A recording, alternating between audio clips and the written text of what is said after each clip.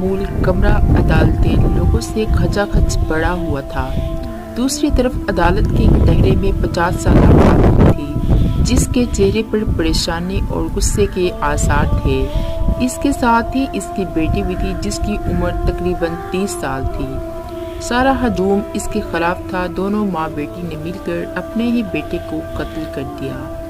جج اس خاتون کو مخاطب کرتے ہوئے بولا، آپ نے اپنے بیٹے کو کیوں قتل کیا؟ خاتون خاموش رہی، کوئی جواب نہ دیا۔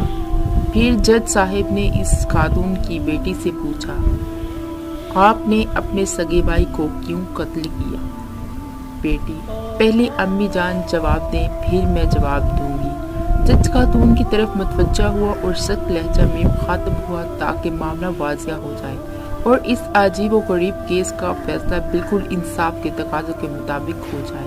جج کی گفتگو ابھی جاری ہی تھی کہ ایڈوکیٹ نے یہ مطالبہ سامنے رکھ دیا کہ دونوں ماں بیٹی کو پھانسی دی جائے، لیکن خاتون ابھی تک خاموش کھڑی تھی، اس نے کوئی جواب نہ دیا۔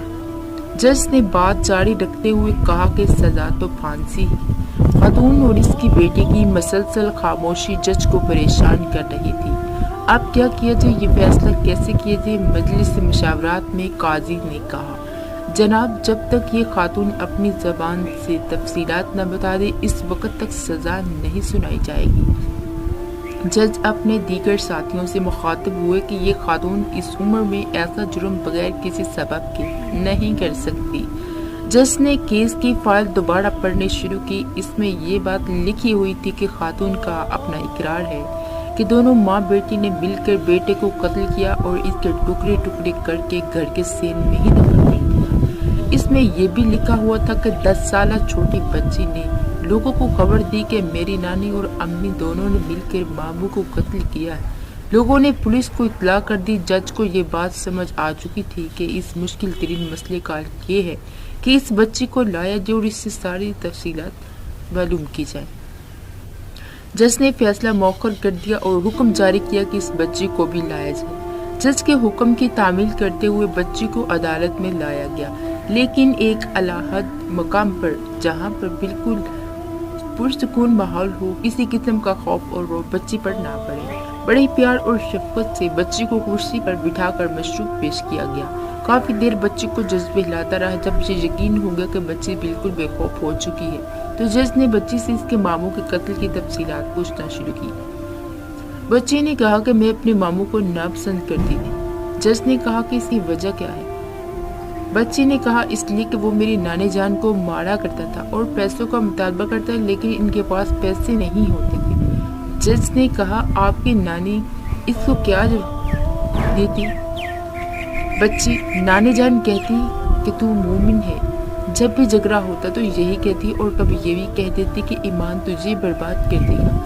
یہ بات میرے لیے بڑے پریشان کن تھی کیونکہ اسکول میں میں یہ بات پڑھ چکی تھی کہ ایمان تو بڑی عظیم چیز ہے۔ جس نے کہا بیٹے ایمان تو بڑی اعلیٰ چیز ہے، آپ کی نانی سے یہ کہتی ہوں گی تو نشہ کرتا ہے۔ بچی، ہاں یہ بات درست ہے۔ یہ بات سمجھنے کے بعد بچی نے وہ واقعہ تفصیل سے بتانا شروع کیا، لیکن بچی پر خوف و رعب طاری ہو رہا تھا۔ ایک دن نانی جان، امی جان اور میں اپنے کمرے میں سوئے ہوئے تھے کہ اچانک ماموں کمرے میں داخل ہوئے۔ وہ مجھے اٹھانا چاہتے تھے لیکن میری امی اور نانی بیدار ہو گئی۔ نانی جان باورچی خانے سے ایک بڑی چھری لائی اور ماموں کی پشت پر پے در پے وار کیے۔ بچی واقعہ بیان کرتے ہوئے رو رہی تھی، یہاں تک کہ بچی نے ساری تفصیلات جج کے سامنے بیان کی۔ جج نے بات روک لی۔ جج اور عدالت کے دوسرے لوگ مجمع عام میں تشریف لائے اور خاتون سے مخاطب ہوا۔ میرے سوال کا جواب مختصر انداز میں ہاں یا نہ میں دینا ہوگا۔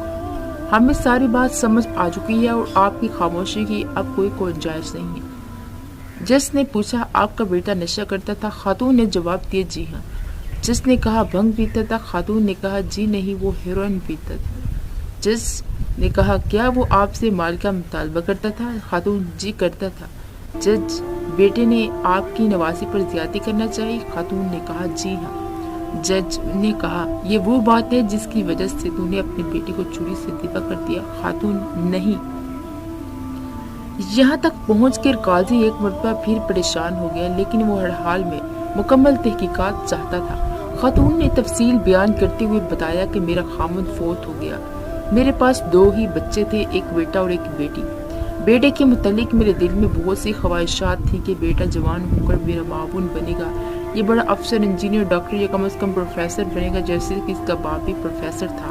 تعلیم ایسی چیز ہے جس میں محنت زیادہ کرنی پڑتی ہے۔ بیٹا جوان ہوا تو بڑے دوستوں کے ساتھ چلنے لگا، اس نے سگریٹ نوشی شروع کر دی اور سگریٹ نوشی کے لیے پیسے مانگنے لگا۔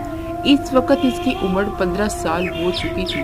اکلوتا بیٹا ہونے کی وجہ سے میں اس کے ساتھ بہت زیادہ محبت کرتی تھی۔ جب دیکھا کہ یہ پڑھنے کے قابل نہیں تو اسے کام سکھانے کی کوشش کی، لیکن وہ بھی ناکام رہا۔ میری پریشانی میں دن بدن اضافہ ہو رہا تھا۔ بیٹی جوان ہوئی تو میں نے اس کی شادی کی اور اپنے گھر چلی گئی اور ہم ماں بیٹا اپنے گھر میں رہ رہے تھے۔ ایک مرتبہ اچانک میں اس کے کمرے میں داخل ہوئی تو دیکھا کہ وہ ہیروئن بڑی ڈٹائی سے ہیروئن پی رہا ہے۔ میں دیکھتے ہی حیران رہ گئی، پریشان رہ گئی۔ میں نے رونا اور چیخنا شروع کیا۔ مجھے اس بات کا علم تھا کہ اس کا نتیجہ موت ہے۔ وہ نشے میں ڈوبا ہوا باہر نکلا اور میرے چہرے پر زور سے تھپڑ مار دیا۔ میرے ذہن میں یہ بات گھومنے لگی، اچھا ماں کو تھپڑ مار۔ بس یہ واقعہ پیش آتے ہی ساری محبت میرے دل سے ختم ہو گئی۔ میں چاہتی تھی کہ اسے قتل کر دوں، لیکن وہ مجھ سے زیادہ طاقتور تھا۔ تو میرا بیٹا ہی نہیں، تو درندہ ہے، انسان نہیں۔ امید کی آخری کرن بھی ختم ہو چکی تھی۔ پریشانی کے عالم میں زندگی کے ایام گزر رہے تھے۔ حالات نے یہ رخ اختیار کیا کہ وہ مجھ سے زبردستی مال چھیننے لگا اور میری پریشانی میں اضافہ ہو رہا تھا۔ میں یہ سوچ رہی تھی کہ آخر اس سے چھٹکارا کیسے ممکن ہے۔ دل میں خیال پیدا ہوتا کہ اسے پولیس کے حوالے کر دوں، شاید اس کی اصلاح کی صورت نکل آئے۔ یہ غور و فکر کا مرحلہ جاری تھا کہ اچانک رات کے 3 بجے میرے کمرے میں آیا۔ بڑی عجیب و غریب حالت تھی، میرے ساتھ زیادتی کے ارادے سے آگے بڑھا اور میرے کپڑے پھاڑ دیے۔ میں بچ کر باہر نکلنے میں کامیاب ہو گئی اور پھٹے ہوئے کپڑے سمیت چلتی ہوئی اپنی بیٹی کے دروازے پر زور سے دستک دی۔ بیٹی کے خاوند نے دروازہ کھولا اور بیٹی بھی بیدار ہو چکی تھی۔ مجھے اس حالت میں دیکھ کر بہت پریشان ہوئی۔ اللہ کا شکر ہے رات وقت تھا، کسی نے میری اس حالت کو نہ دیکھا۔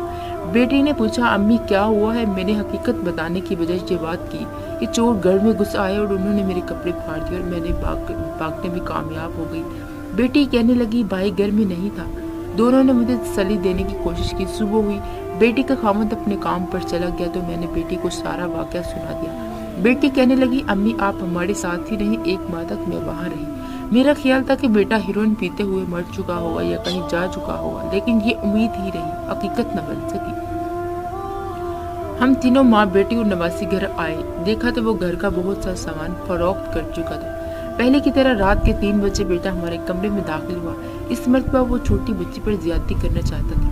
بچی کو چھڑانے میں جب ناکامی نظر آئی تو میں نے چھری سے اس کی پشت پر پے در پہ وار کی، جس کی وجہ سے وہ قتل ہو گیا۔ میں لاش کے پاس بیٹھ کر رونے لگی تو یہ میرا بیٹا تھا۔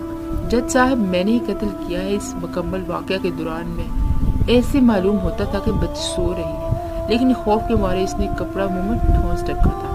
اب ہمیں یہ فکر لاحق ہوئی کہ اس لاش سے کیا کیا جائے۔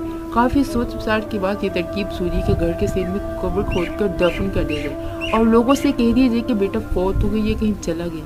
لیکن ٹھیک 1 ماہ بعد پولیس ہمارے گھر آن پہنچی اور گھر سے لاش بھی برآمد ہو گئی۔ یہی میری داستان۔